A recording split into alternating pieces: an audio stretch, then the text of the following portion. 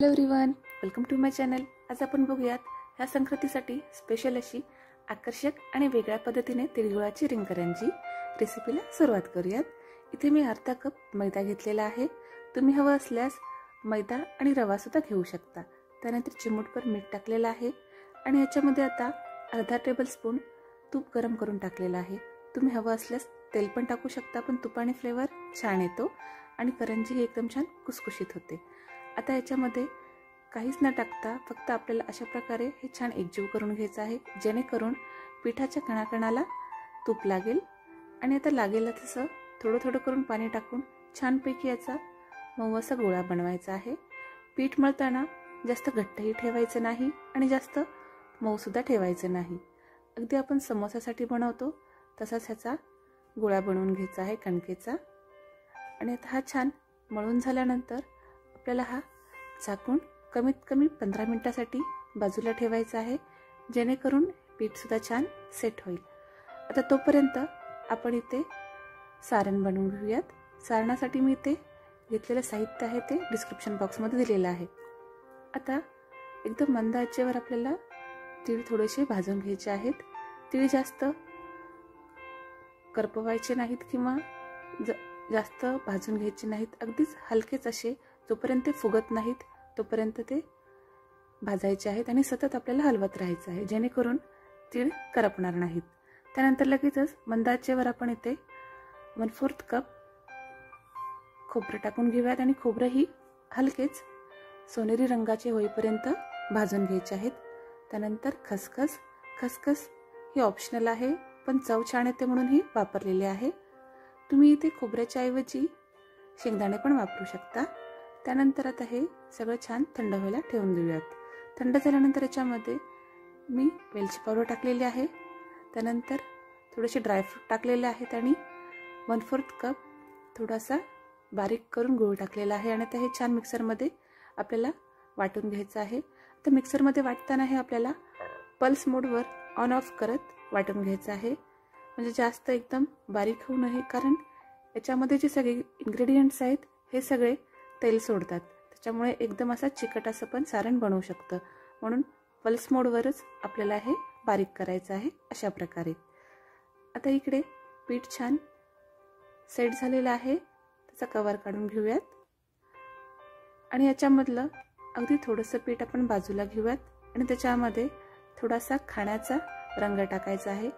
उरलेलं पीठ जे आहे ते परत आपल्याला झाकून ठेवायचं आहे, म्हणजे पीठ कोरडं पडणार नाही।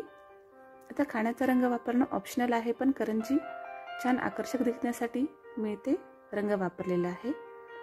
आता हा छान रंग टाकलेला कणकेचा गोळा आपल्याला मळून घ्यायचा आहे।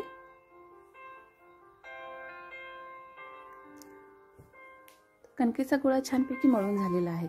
आता आपण करंजी बनवायला घेऊयात, पण त्याआधी आपल्याला इथे करंजी पॅक करण्यासाठी एक छोटीशी पेस्ट बनवायची आहे, अगदी थोडीशीच। त्यासाठी मी इथे साधारण अर्धा टेबलस्पून मैदा घेतलेला आहे आणि त्याच्यामध्ये साधारण 1 ते 1.5 टीस्पून पाणी टाकून याची छान अशी पेस्ट बनवून घेतलेली आहे, म्हणजे करंजीचे जे दोन्ही टोकं आहेत ते पॅक करण्यासाठी आपल्याला ही पेस्ट लागणार आहे। आता ही पेस्ट तयार झालेली आहे, पण बाजूला ठेवूयात।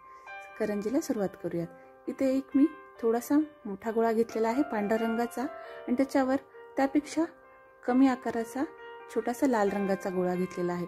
लाल रंगाचा गोळा जो आहे तो पांढऱ्यापेक्षा कमीच घ्यायचा आहे आणि असा छानपैकी ओव्हल किंवा अंडाकृती आकाराचीच आपल्याला छानपैकी पोळी लाटून घ्यायची आहे, अगदी व्यवस्थित, जास्त जाडही नाही आणि जास्त पातळही नाही। आता इथे कडेला थोडीशी जागा सोडून आपल्याला सारण ठेवायचं आहे आणि अशा प्रकारे कट करून घ्यायचे आहेत आणि आता अशा प्रकारे रोल करून घेऊयात।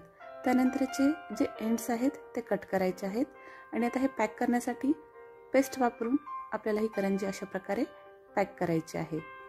एकदम दिसायला छान दिसते आणि सोपीही आहे। एकदम व्यवस्थित पॅक करायची आहे, जेणेकरून सारण बाहेर येणार नाही। आता ही करंजी तयार आहे। अशा प्रकारेच बाकीच्या सुद्धा करंज्या करायच्या आहेत, फक्त याच्यामध्ये रंग छान दिसण्यासाठी लाल गोळा आहे जो वरती ठेवायचा आहे आणि थोडासाच घ्यायचा आहे पांढऱ्यापेक्षा, आणि बाकीच्या करंज्याही बनवायच्या आहेत। आणि सारण भरताना पण एकदम व्यवस्थित भरून घ्यायचं आहे। असं हलकेच रोल करत करत हे आपल्याला करून घ्यायचं आहे। पॅक करताना कॉर्नर्स थोडेसे कट करूनच पॅक करायचं आहे, म्हणजे छान पॅक होईल।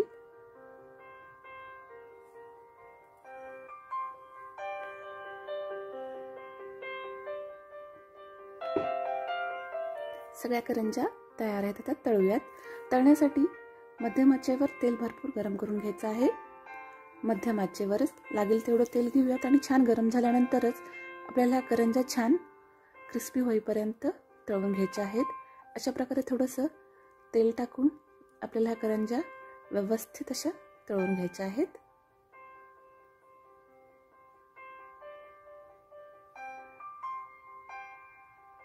करंज्या छान तयार झालेल्या आहेत, आता आपण प्लेटवर काढून घेऊयात। आहे ना छान रेसिपी? नक्की ट्राय करा। ह्या संक्रांतीसाठी स्पेशल अशी ही रेसिपी आहे। व्हिडिओ शेवटपर्यंत बघितल्याबद्दल धन्यवाद।